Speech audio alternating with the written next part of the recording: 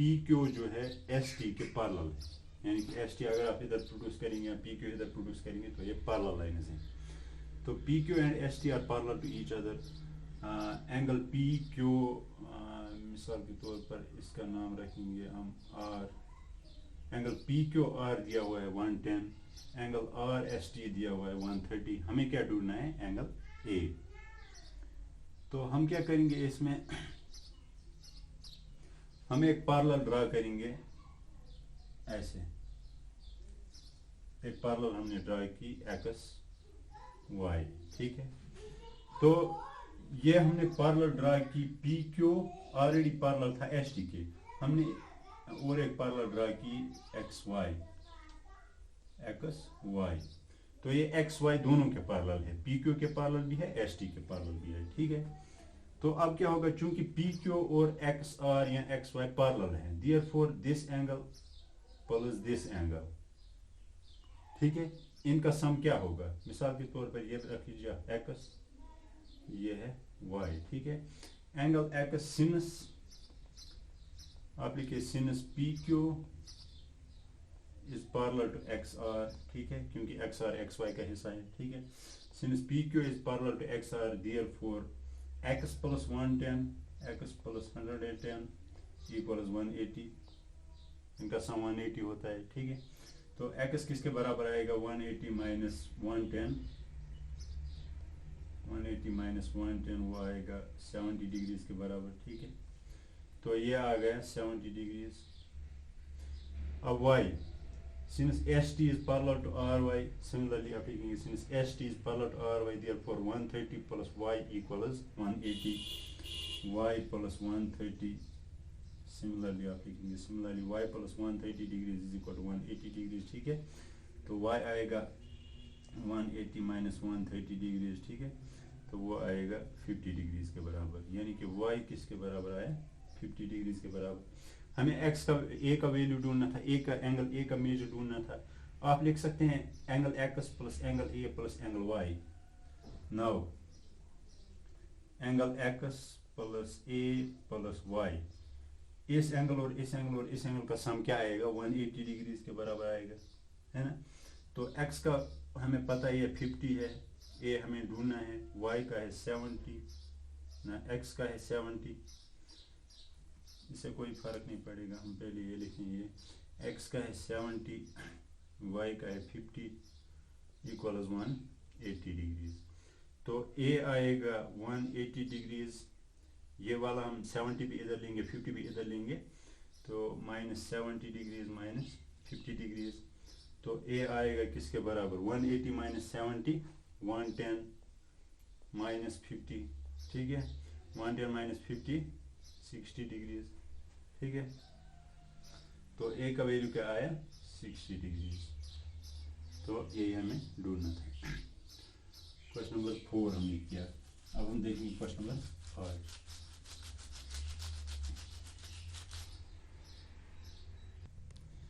देखिए question number 5 की diagram ऐसे दी हुई है।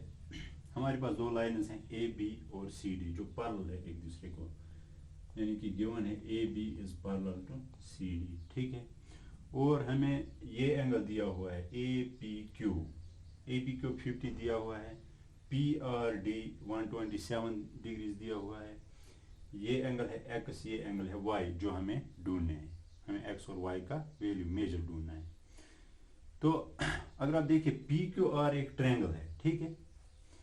पहले आप देखिए क्योंकि ए बी और सी डी पैरेलल है, since A B because A B is parallel to C D, therefore angle ये वाला angle A P Q, angle A P Q is equal to angle P Q R, angle P Q R, यानी कि ये वाला angle 50 degree और X equal है। क्यों है इक्वल? क्योंकि ये अल्टरनेट एंगल्स हैं, ठीक है, इंटीरियर अल्टरनेट एंगल्स जिनको बोलते हैं। तो इंटीरियर अल्टरनेट एंगल्स या अल्टरनेट इंटीरियर एंगल्स, ठीक है। तो ये हो गया। तो पी क्यू आर कौन सा एंगल है? एंगल एक्स, और हम लिख सकते हैं angle x equals a P Q angle कौन सा है? 50 डिग्रीज, यानी कि एक्स कितना हमें मिला? 50 डिग्रीज, ठीक है। तो मिल गया एक एंगल। अब आप दूसरा देख लीजिए, देखिए 127 डिग्रीज जो एंगल है ये एक्सटीरियर एंगल है, एक्सटीरियर टू द ट्रायंगल, ठीक है। जो एक्सटीरियर एंगल होता है ट्रायंगल का, उसका वो होता है equal to sum of two opposite interior angles, ठीक है। हम लिख सकते हैं 127 डिग्रीज, ठीक है, या एंगल पी आर डी, सीधे हम वैल्यू लिखेंगे 127 degrees is equal to angle X plus angle Y, लिख सकते हैं, क्योंकि जो एक्सटीरियर एंगल होता है exterior to any triangle, exterior angle of a triangle is equal to the sum of two opposite interior angles. ये वाला एंगल नहीं, जो अपोजिट इंटीरियर एंगल्स होंगे उनके सम के बराबर होता है, ठीक है। तो 127 degree is equal X plus Y, X हमें पता है 50 डिग्रीज के बराबर है, प्लस वाई 127 डिग्री। तो वाई किसके बराबर आएगा, वाई आएगा 127 डिग्रीज, ये इधर ले जाएंगे -50 डिग्री बनेगा, ठीक है। 127 माइनस 50 वो आएगा 77 डिग्रीज, यानी कि y का वैल्यू है 77 डिग्रीज, x का वैल्यू है 50 डिग्रीज। तो यही हमें ढूंढने थे, ये हमने ढूंढ लिए।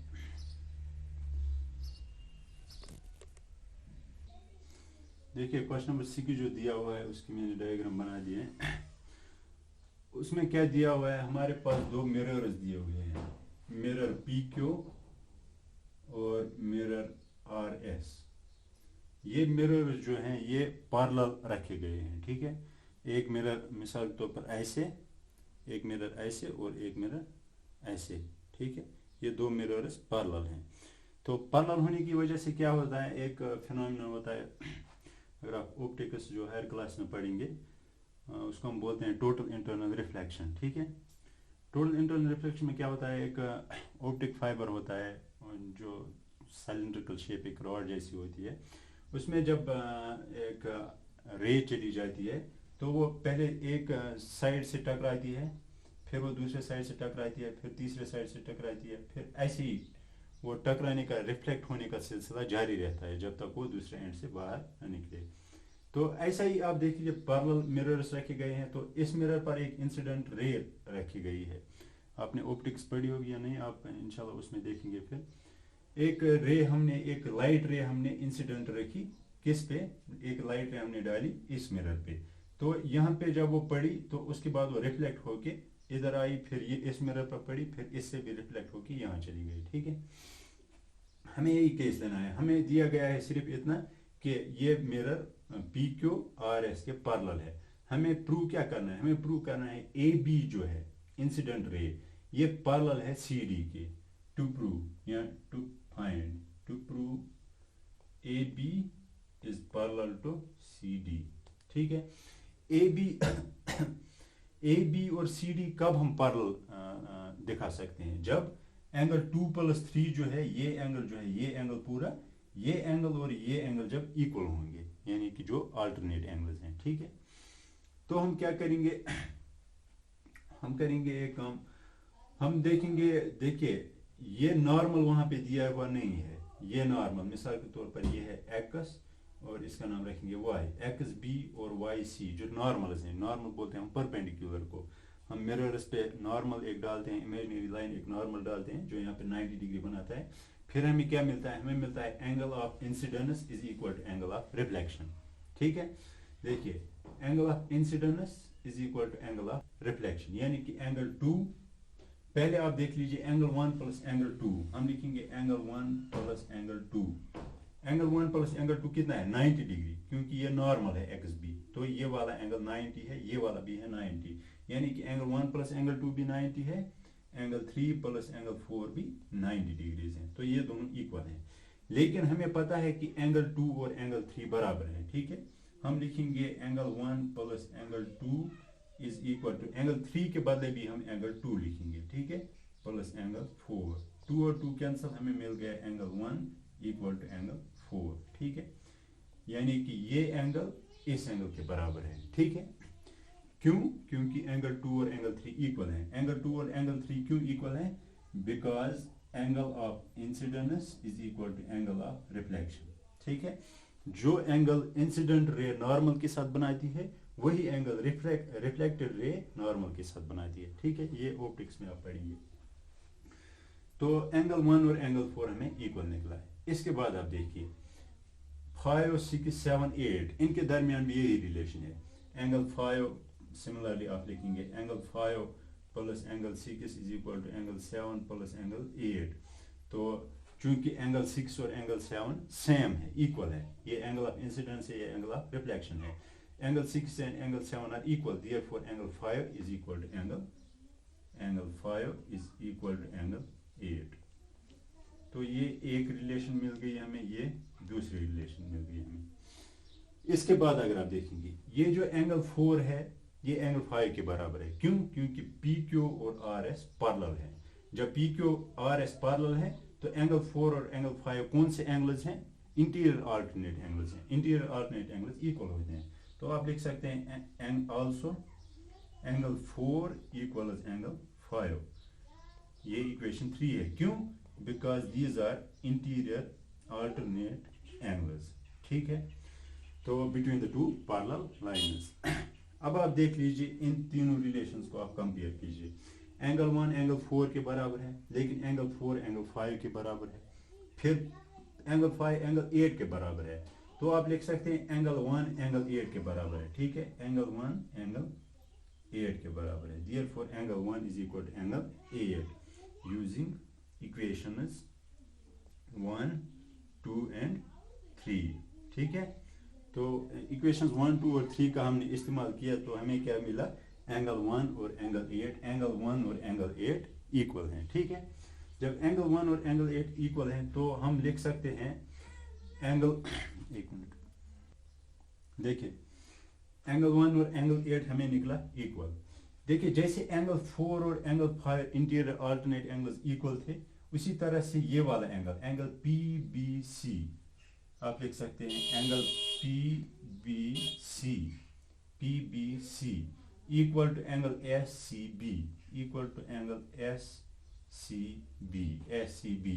क्यों? क्योंकि ये इक्वल इंटीरियर अल्टरनेट एंगल्स हैं।